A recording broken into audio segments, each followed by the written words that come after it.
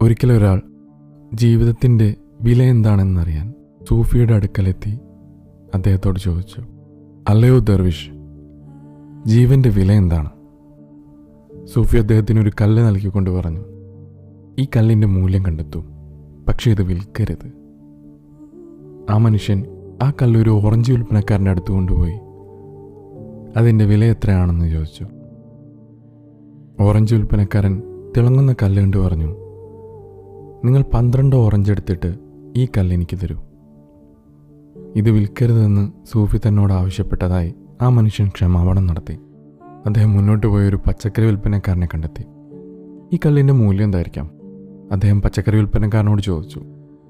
ആ തിളങ്ങുന്ന കല്ല് കണ്ട് വിൽപ്പനക്കാരൻ പറഞ്ഞു, ഒരു ചാക്ക് ഉരുളക്കിഴങ്ങെടുത്ത് ഈ കല്ല് എനിക്ക് തരൂ. അദ്ദേഹം വീണ്ടും ക്ഷമാപണം നടത്തി, അത് വിൽക്കാൻ കഴിയില്ലെന്ന് പറഞ്ഞു. അദ്ദേഹം പിന്നെയും മുന്നോട്ട് പോയി ഒരു സ്വർണ്ണ വ്യാപാരിയുടെ അടുത്തെത്തി ആ കല്ലിൻ്റെ വില ചോദിച്ചു. സ്വർണ്ണ വ്യാപാരി ഒരു ലെൻസിന് താഴെ ആ കല്ല് വെച്ചിട്ട് പറഞ്ഞു, ഈ കല്ലിന് ഞാൻ നിങ്ങൾക്ക് 10 ലക്ഷം രൂപ തരാം. അദ്ദേഹം പറ്റില്ലെന്ന് തലയാട്ടിയപ്പോൾ ജ്വല്ലറിക്കാരൻ പറഞ്ഞു, ശരി, ഞാൻ നിങ്ങൾക്ക് 1 കോടി രൂപ തരാം, പക്ഷേ ഈ കല്ല് എനിക്ക് തരൂ. ആ കല്ല് വിൽക്കാൻ കഴിയില്ലെന്ന് അദ്ദേഹം സ്വർണ്ണ വ്യാപാരിയോട് വിശദീകരിച്ചു. കൂടുതൽ മുന്നോട്ട് പോയപ്പോൾ അദ്ദേഹം ആ പട്ടണത്തിലെ പ്രമുഖനായ ഒരു രത്നവ്യാപാരിയുടെ കട കണ്ടു. ആ കടയിൽ കയറി അദ്ദേഹം കല്ലിൻ്റെ വില ചോദിച്ചു. വിലയേറിയ ആ മാണിക്യം കണ്ടപ്പോൾ ആ രത്നവ്യാപാരി ഒരു ചുവന്ന തുണി വിരിച്ച് അതിന്മേൽ മാണിക്യം വെച്ചു.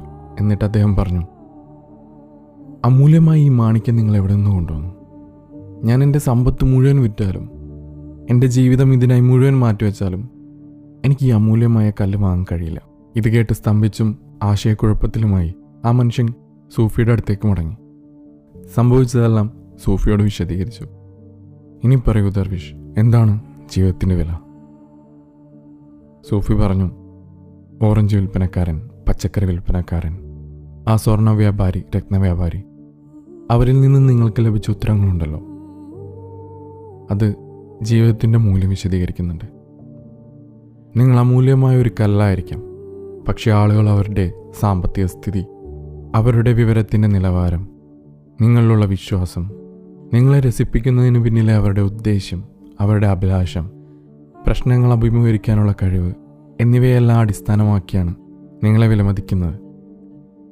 എന്നാൽ ഭയപ്പെടേണ്ട, നിങ്ങളുടെ യഥാർത്ഥ മൂല്യം തിരിച്ചറിയുന്ന ഒരാളെ നിങ്ങൾ തീർച്ചയായും കണ്ടെത്തും.